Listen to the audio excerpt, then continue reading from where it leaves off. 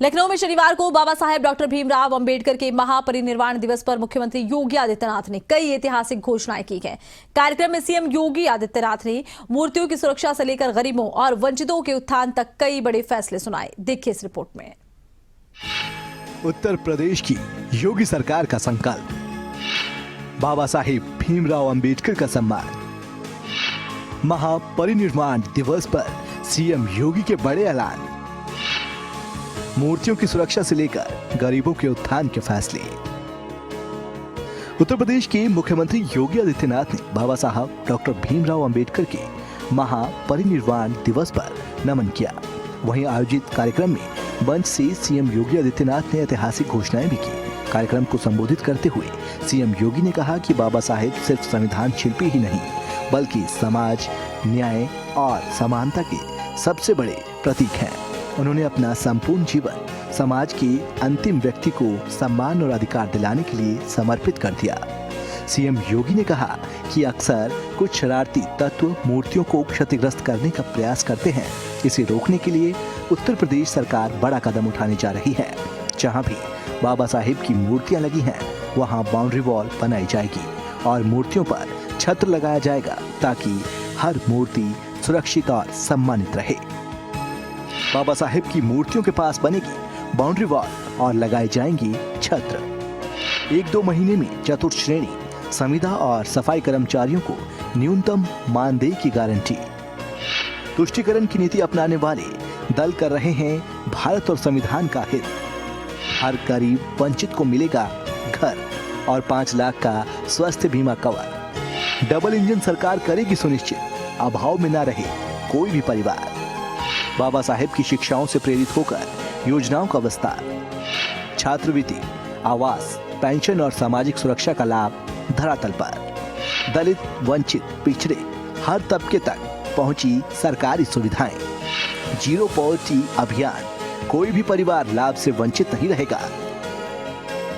CM Yogi Adityanath ने doctor निर्मल के सुझाव का जिक्र करते हुए कहा कि चतुर्थ श्रेणी, संविदा और सफाई कर्मचारियों को उचित मानदेय मिलना अत्यंत आवश्यक है। इसी उद्देश्य के साथ सरकार ने कॉरपोरेशन का गठन किया है और अगले 1-2 महीने के भीतर सभी कर्मचारियों को न्यूनतम मानदेय देने की गारंटी लागू कर दी जाएगी। उन्होंने कहा कि जीरो पॉवर्टी अभियान के अंतर्गत अनुसूचित जाति, जनजाति और अति पिछड़े गरीब परिवारों की पहचान लगभग पूरी हो चुकी है, जिन लोगों को अभी तक योजनाओं का लाभ नहीं मिल पाया है। प्रधानमंत्री मोदी जी के नेतृत्व में नया भारत अपने महापुरुषों पर गौरव की अनुभूति करता है, उन्हें सम्मान देता है। पंचतीर्थ के निर्माण का कार्यक्रम हो या अनुसूचित जाति, जनजाति और पिछड़ी जाति के छात्रों को मिलने वाली स्कॉलरशिप और अन्य सुविधाएं, ये उसी क्रम का हिस्सा है। अभी यहाँ पे कार्यक्रम के संयोजक श्री डॉक्टर लालजी प्रसाद निर्मल जी कुछ बातें कह रहे थे। उनके द्वारा कहा जा रहा था कि जो चतुर्थ श्रेणी के कर्मचारी हैं या संविदा के कर्मचारी हैं, सफाई कर्मचारी हैं, उनको उचित मानदेय मिले। हमारी सरकार ने तय कर लिया है, हमारी सरकार ने तय कर लिया। उसके लिए हमने एक कारपोरेशन का गठन भी कर लिया है और मुझे लगता है कि अगले 1-2 महीनों के अंदर ही यह सुनिश्चित हो जाएगा कि हर चतुर्थ श्रेणी के कर्मचारी को, हर सफाई कर्मचारी को, हर संविदा के कर्मचारी को न्यूनतम मानदेय देने की गारंटी सरकार उसको उपलब्ध करवा देगी। सीएम योगी आदित्यनाथ ने तुष्टीकरण की राजनीति करने वाले दलों पर हमला बोलते हुए कहा कि लाभ से वंचित करके वोट बैंक बनाना बाबा साहेब के सिद्धांतों का सबसे बड़ा अपमान है।